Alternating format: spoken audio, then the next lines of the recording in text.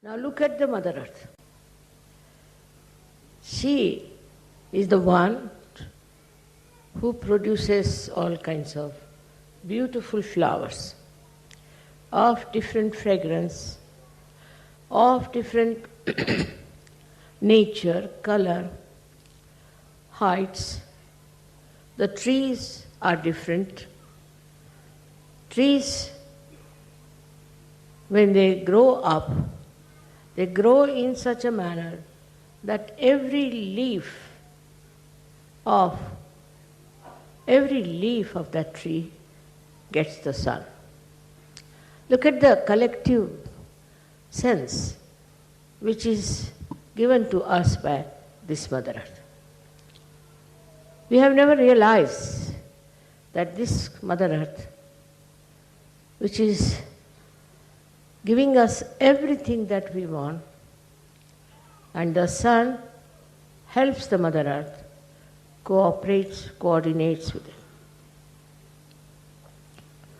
To go further with it, you have seen a picture where a Kundalini is coming out of the Mother Earth and half of it is seen. So, what does this Kundalini do for us? Or what does this Mother Earth does for us? The Kundalini leaves the Mother Earth as a reflection. And what does she do within us to build us up? In which way?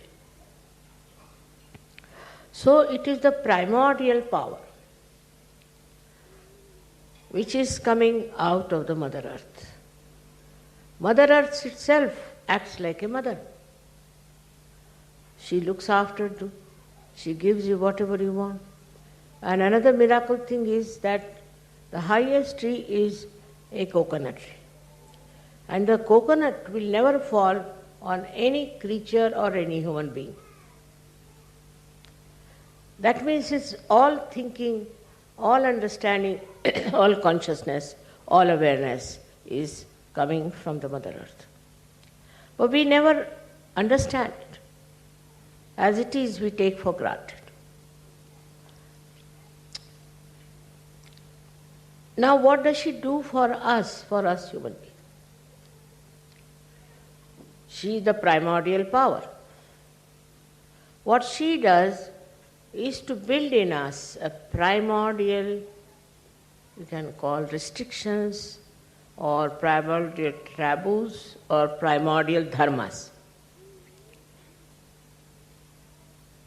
For example, you see the steel is here. It has its own dharma. It cannot behave like wood. Wood has its own dharma. It cannot behave like silver. They all have their dharma and they are bound in that dharma. But what I felt is that animals, creepers, those who creep on them, other people also, every type of animal, the whole of biology I studied, I was amazed that every type of animal has the same sample of behavior. For example, you can put the dog in the water, he'll swim, but the cat may not. See, it's a thing that is built in the dharma, what I call it the primordial taboos. We have in the same way primordial taboos built within us which are dharma. A human being has to be like that. If he tries to be something else, something goes wrong with his life. It's like, say, if you have glass, you drop it on the ground, it will break. That is the dharma. In the same way, when human beings start deviating from the line of dharma, they get into trouble.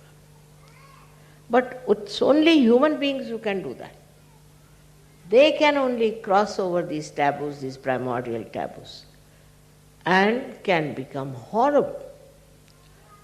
You see, person, sometimes I wonder what's wrong with him. He has a nice home, very good wife, everything. Then he has a keep. What is the need? For man, it is primordial that he should have only one wife and one husband. It's a taboo. As soon as you deviate from that, something goes wrong.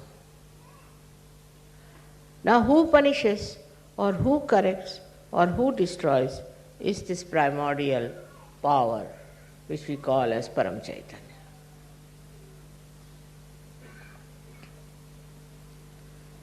If you can understand that it's a structure, say this is the structure of this hanger, now you want to break it, you can break it because you are human beings, but it will be broken. As simple as that.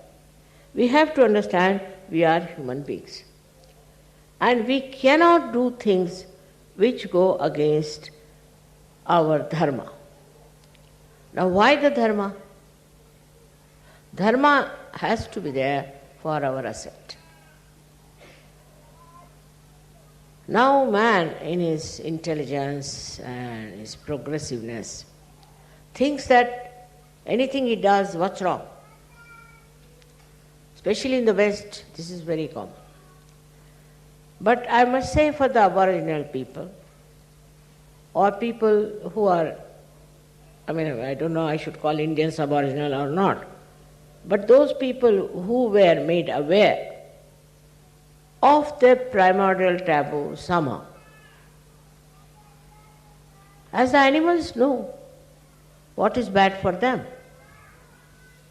And that knowledge was there with Aboriginals. Today we are here with Australians. And in Australia, Aboriginals are so many, I was surprised most of their words were Sanskrit. So might be they might have got it from India, or maybe they have gone there from India. So many words they have got which are Sanskrit. So, I started thinking about them. Normally, Aboriginals, say in India we have Aboriginals. We call them Goon, Kurku, Bhil. But I also had a habit of going to the jungles where I used to meet them. And I was surprised. They would not drink. This I'm telling you about 60 years back, maybe more. They would not drink. Very lajjashil means shame of everything. Matter of sort of prestige for them was important. They would never steal anything. And I was really very impressed how these people were so dharmic, so good and happy. They lived in huts, they didn't mind. But they were very clean and neat people. It is now changed. The same people are changed so much.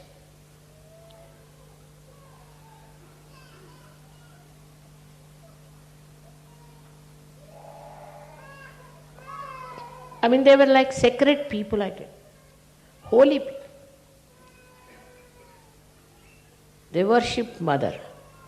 They worship Mother Earth. Nothing else. And I asked this lady, why do you worship Mother Earth? She said she gives us everything. She is a just mother. We live in the jungles. She looks after us. And she is the most conscious person. He knows that we are there and she has to look after us. Even to take out some leaves from the trees, they used to think about. But then the missionaries came, they converted them, they gave them skirts and blouses, I don't know what all they did. But Gahinabai did not. She said, what is this? Why should I wear a dress like this where the whole body is exposed? No, I'll wear a sari. I can never go. Why should I wear this kind of a useless dress? But when they met with these so-called advanced people, so many of them started living like that. They said, you have no freedom. You are just bound by something, by some. But actually, they were bound by the sacredness, by the divine understanding. And then they started changing. She was all right, her husband was all right, but her son started drinking. This is the beginning of the end. Then gambling. And all other sorts of things he started. And her grandson started going to prostitutes. And the idea was only that we are free. What's wrong? So respect for the Mother Earth and for nature is built in within us. It's part and parcel. We are part and parcel of this whole, we can call it a whole universe. But when you get into this nonsensical idea of freedom, then you are leaving your Mother Earth. Your gravity itself reduces. This Mother Earth has to teach us. While we are plundering, now there's everything, ecology, people are trying. Whatever is outside is also inside. If you want to exploit your mother inside, or if you want to trouble your mother inside, you can also trouble this Mother Earth. Now what has replaced our understanding is very simple, is that we are paying more attention to money. If you can cut a tree, say, to get money, then it is hurting the mother. But if you are cutting a tree for beautifying her, then she is happy. Her discretion is so great. See the way she produces flowers. Different types of flowers. In different countries, different types of flowers. Like me, I saw in my country that flowers are extremely fragrant, very fragrant. And she understands so much.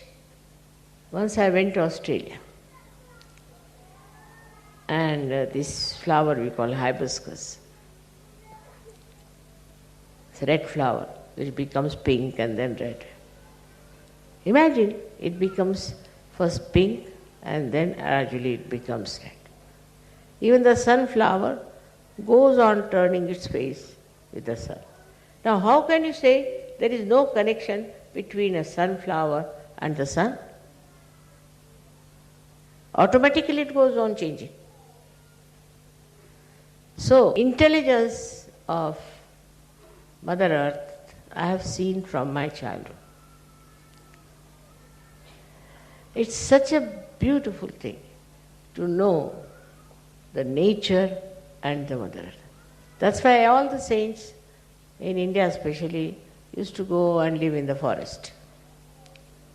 Only in the forest you could see clearly how this primordial bondage was absolutely obeyed, naturally